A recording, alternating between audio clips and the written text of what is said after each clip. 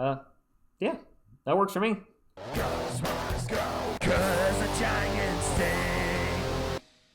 What is up, San Antonio Spurs fans? Welcome to TSR Sports. Hope you're having a great week. And man, this has been a tough season, but there are some silver linings.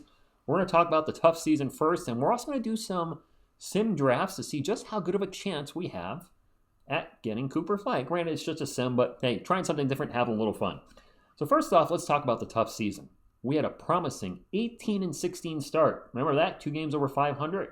And since then, 6-17 in the midst of a 4-game losing streak. Schedule does not get any easier. We got the Grizzlies and the Thunder right on the horizon this weekend, and yeah, those could be rough games. We've had Wemby's medical issue, Pop's medical issue. Devin Vassell has fallen off a cliff production-wise, and De'Aaron Fox, as of late, is shooting pretty poorly as well. I don't know if his finger is bothering him more than the organization is letting us know. I have a feeling and would not be surprised if he's shut down within the next few weeks for his pending surgery. And of course, this is going to be another losing season. 6 years on YouTube with you guys, 6 losing seasons, and I'm not even sure we can get to 30 wins. That being said, there are still some good things happening, Spurs fans. Looks like Wemby's going to be okay. All signs point to that. Brandon Ingram, Oscar Thompson went through the same thing, and they're okay, and I do believe Wemby's going to be back better than ever. Stephon Castle is looking legit, so Area 51 will be full go next season. He'll probably get Rookie of the Year. Yeah, a little bit of slump lately, but hopefully the game last night is going to kind of get him back on the path, if you will. De'Aaron Fox, I mentioned him earlier. We got him for, I would think we all agree, we got him for far less than we thought we would have to give up for him. My man Calvin Johnson appears to found his game again. Now, granted, small sample size, but the last 5 games, he has been NBA Jam on fire, shooting 71, 47, 75, 18.8 points per game. His defense has been better this season. Whether you love him or hate him, I hope he continues to play well, which means he'll either have hopefully carve out a better role as a 6-man next year, or it increases his trade value, so a win-win. And then we moved on from Zach Collins' terrible contract, which, oddly enough, he appears to maybe have found new life in Chicago. Granted, just 1 game, but last night he had probably one of his best games ever. Zach Collins dropped 21, 17, and 7 with the Bulls. You know what? Good for him. Hopefully he gets a nice restart in his career in Chicago. And should be noted, Trey Jones, last night off the bench with the Bulls, had a season-high 16. So good on him, too. Wish them both well. That being said, let's get back to the other huge silver lining in this season, our picks. We have 2 potential lottery picks. We have our own, which will be a lottery pick. We've moved up to 9th, Spurs fans. And I think that's probably... We could move up. The Bulls, maybe we pass them for a worse record. The Nets, I don't know. We play the Nets soon. We're not cracking the top 6. The Philadelphia 76ers have lost 9 in a row. They're an embarrassment with the names they have on their team. Now, granted, Embiid's been hurt a lot this year. He doesn't look anything like the former MVP. Paul George is down. Just that team is a freaking train wreck. And their pick is top 6 protected. So I think they're going to do everything they can to stay right there in that top 6. We could finish 8th or 7th, maybe 9th. Who knows? And then the Hawks... Maybe they move. I mean, Portland's won 3 in a row. Portland's playing pretty well, so maybe Atlanta drops down to 10. Who knows? Of course, if they make the play-in, which I suspect they will, then they're a playoff team and they fall out of lottery. But for this simulation, our Spurs currently are 9th. The Hawks are currently 11th. And what I'm going to do is run 3 sims. And I'm going to look at the players available around our pick. And this is per Tankathon's draft board. These numbers are a little inflated as they're per 36 minutes. So just to give you a heads up, that's... And this screen's not moving. All right, well, we'll refresh that. Anyway, let's go ahead and sim draft, and hopefully this mock draft board works because, yeah. Anyway, sim the lottery. Here we go. Did anything move? Oh, it's doing it now. Oh, okay. I had never done this on this website before. All right. So the lottery's gone through. This appears to be stuck, so we're just going to have to go with this the way it is, so I won't be able to drop down or not, but Cooper Flagg's number 1. Anyway, the Spurs move up to number 2 with their own pick. Now, seeing the Pelicans jump up to number 1 is frightening. We would be picking at 2 and staying at 11. So with the 2nd overall pick, Cooper Flagg's probably going number 1. I can't see him not going. The Pelicans would be crazy not to take him. So would we go with Dylan Harper or Ace Bailey? I'd be happy with the 2nd overall pick. That would still be fantastic. Where did Washington drop down to, by the way? Oh, 5th. Wow, no love for the teams that are the worst team in the NBA. Detroit has dropped down to the 5th overall pick the last 2 years. I think this would give us a good shot. we would. I think we could go Ace Bailey. We need somebody big.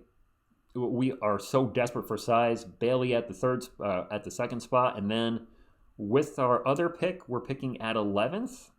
I think we got to go big. If Maluk is there, came Maluk out of Duke, sure, but I don't think he's going to be there. Could we take a Derek Queen? Could we trade down maybe?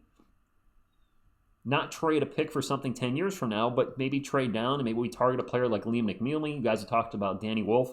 I did look. McNeely's somewhere around 14 or 15 on this board. I can't move it right now, but I know he's around 14, 15. They have Wolf at 25. Some mock drafts have had him higher, some lower. You trade down and grab him. I don't know, but I think this would be an absolute win if the Spurs moved up to number 2 in the lottery.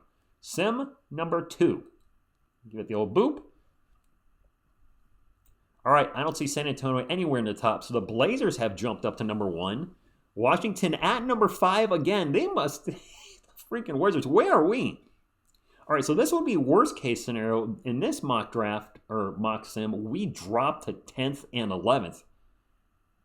Means we go nowhere with the Atlanta pick, and then our own pick drops down 1 from where it was. So this would be an absolute nightmare scenario. It could possibly happen, hope not. So if we're drafting 10th and 11th,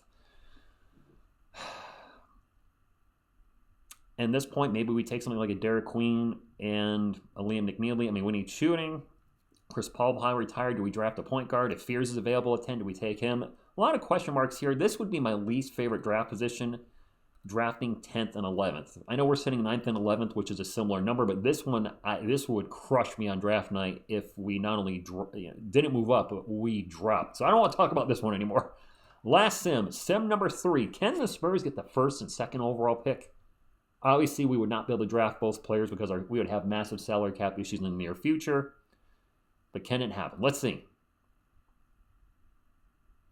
All right, that went fast, but I think it did it. Okay, so it put us back to our original spot, 9 and 11. I'm going to do one more redraft just to see, because that's the original draft spot. All right, so it has us moving up to number 2 again. So looking like doing this, you guys know I'm trying to get the first overall pick by doing this. It doesn't have, and the odds are not good. The odds to get the first overall pick right now are 6.5% with our own pick. With Atlanta's pick, they're only 2%. Realistically, though this thumbnail has Cooper Flagg up on there, the odds of us actually moving up that much is not likely. It could happen. Atlanta jumped from number 10 to number 1 last year, so it could certainly happen to us this year, and he'd be the missing piece, right? The starting lineup, which I have concerns with the floor spacing and three-point shooting, but the projected starting lineup would be Fox, Castle, Sohan, Flagg, and Wemby, where does that leave Devin Vassell? Is Devin Vassell coming off the bench? Do we move on from him? Or is Devin Vassell still in the starting lineup and Sohan's coming off the bench? Or Castle's coming off the bench? A lot of question marks on how we're going to move forward. It's going to be very interesting as a Spurs fan to see what the organization does with our roster, because right now we're severely undersized. We've talked about this at length. We're getting crushed on the boards every night. Wemby being out, of course, is not helping that. But what are they going to do with their roster construction? Because we have a lot of those players, and it's a joke on this channel, and it's true.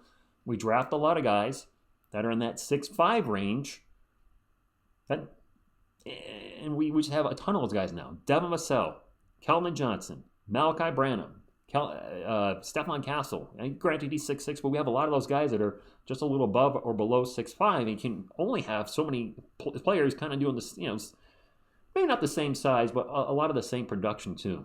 I'm very curious if they're going to move on from Malachi Branham and Blake Wesley in the offseason. This draft is going to be a lot of fun. The lottery will be sometime in May. It's usually before a playoff game at 8 p.m. Eastern. We'll, of course, be live for the entire lottery. And that lottery could get us some good players, or it literally could give us Dynasty 2.0. So drop a comment down below. The best draft here we got was the second overall pick. If we got the second overall pick, obviously I think number 1, most of you are saying Cooper Flagg, but if we got the second overall pick, Spurs fans, who are you drafting? Who are you taking second overall? Are you, now it's moving. Of course it is. Thanks, Tankathon. Are you drafting Dylan Harper second overall? Do we really need another guard that's in that 6'5 range? He's 6'6". Are you taking an Ace Bailey? Are you trading down in the draft? By the way, Liam McNeely was 15th and Danny Wolf was 25th, so I did remember that correctly, so my apologies.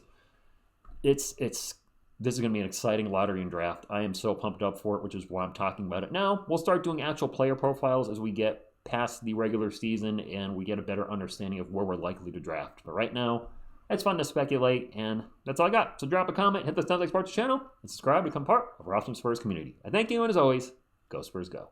Go Spurs go, 'cause the Giants